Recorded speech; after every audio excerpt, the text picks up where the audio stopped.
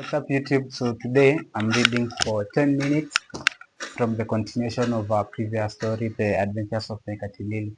I'm going to set a timer for 10 minutes and then when the time hits 0, we'll stop there and continue there next time, okay? So 10 minutes, the time started, okay? Let's go. So thank you Kadzo, but you look pretty too and dull and you'll be just as tall as I am. If you like, I'll make you a beautiful necklace just like this one of mine, Mekatilili offered, generously smiling at Kadzo. She slipped her hand into Kadzo's. Though Kadzo sometimes annoyed her, Mekatilili loved her and she knew that she would always protect her little sister, no matter what. Come on, Kadzo, let's go home before grandmother comes looking for us, Mekatilili said with a heavy, resigned sing. They walked hand in hand to the house. Kadzo smiled at Mekatilili, and Mekatilili smiled back. They found grandmother sitting under a shady tree in a grove of coconut palms. She was selling maize cobs. She welcomed Kadzo and Mekatilili with a wide, happy smile. Mekatilili smiled back. Grandmother was healthy and strong. Her face was not even wrinkled, and it was smooth, glistening with castor oil. Grandmother's hair was braided into a tiny, evenly spaced plaits, each tied at the end with colored bead. The beads were white, red, and blue. Her arms were adorned with beaded armbands. Even her ankles had beaded ornaments. She was wearing a dark blue handle, a skirt made of layers of pounded cotton cloth. The cloth had been pounded until it was soft and crinty. Over the handle, grandmother had wrapped a lasso. The lasso had colorful patterns of cashew nut fruits and leaves. Look how well Kadzo swept the compound, Mekatilili. You forgot to do it, didn't you? Grandmother rebuked in a gentle voice. Mekatilili looked around her. The compound was tidy. All the dishes had been washed and neatly stacked on a raised drying rack. The mats had been rolled up and were leaning against the wall of the house.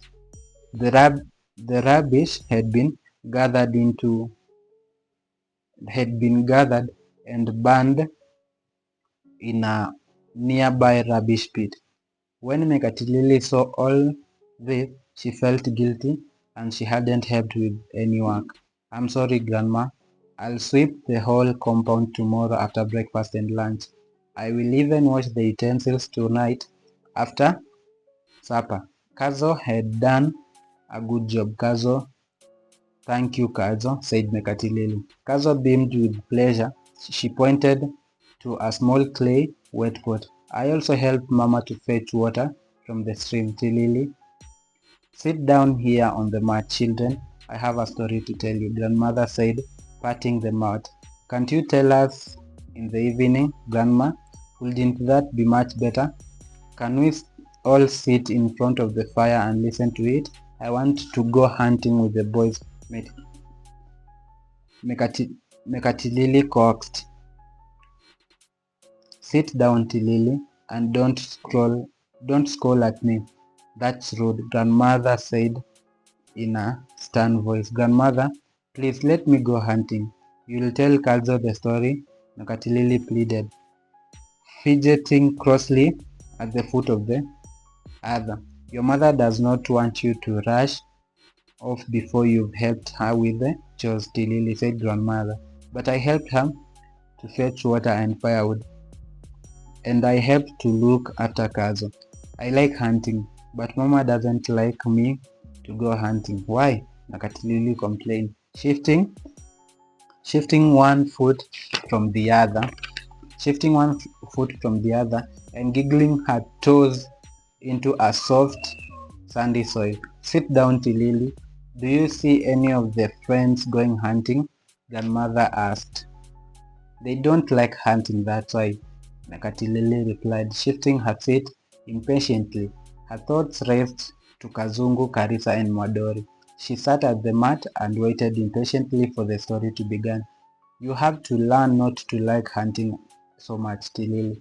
You have to be willing to help around the home, and I don't like to see you sulking. It's unlike you, sulk, grandmother said, frowning at her grandmother. I'm not sulking, grandmother. I'm just impatient because Kazungu and the others will not wait for me, said Mekatilili. I'm not sulking at all. Well, I'm glad to hear that. If you are patient, I will allow you to join the boys as soon as the story is over. Kadzo, Kazo, sit still, Mekatilili, you have heard the story, but Kazo hasn't, said grandmother. If I have heard it, then why do I need to hear it again? Can't I go hunting now? Quivered. Mekatilili's voice quivered with expectation of being allowed to go hunting. Grandmother smiled at Mekatilili. You can go hunting after listening to the story, not before. Please start, grandmother, Kazo urged. She cuddled next to her grandmother and her eyes wide open with anticipation.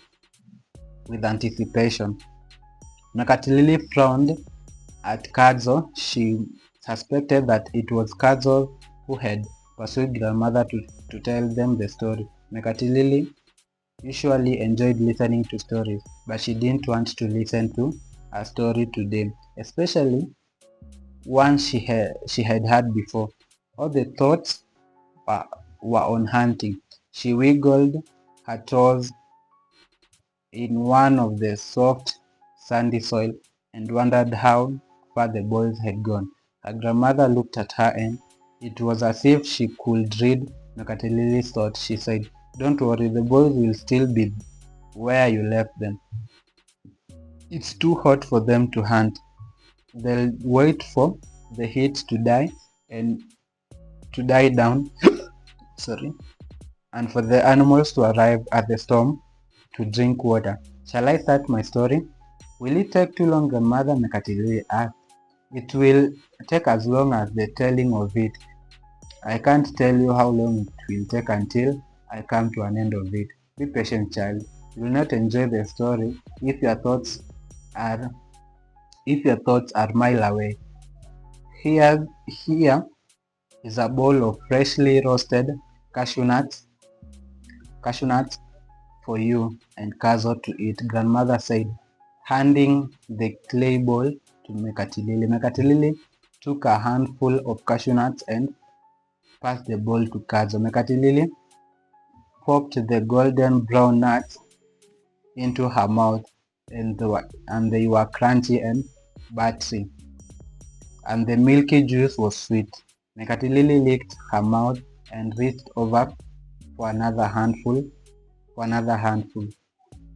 She crunched and munched the nuts and said, Thank you for roasting the cashew nuts, grandmother.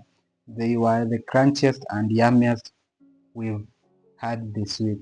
Yummy, Kazo explained, munching the nuts as fast as she could. She scooped another handful from the bowl and popped the nuts one by one into her mouth. She smacked her lips with gusto. Grandmother leaned back against the coconut tree and began her story. Shall I begin my story, or are you too busy eating the nuts? Yes, begin, the girls responded.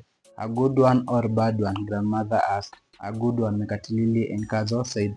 My story now begins. One day, not as long ago, a little girl was born.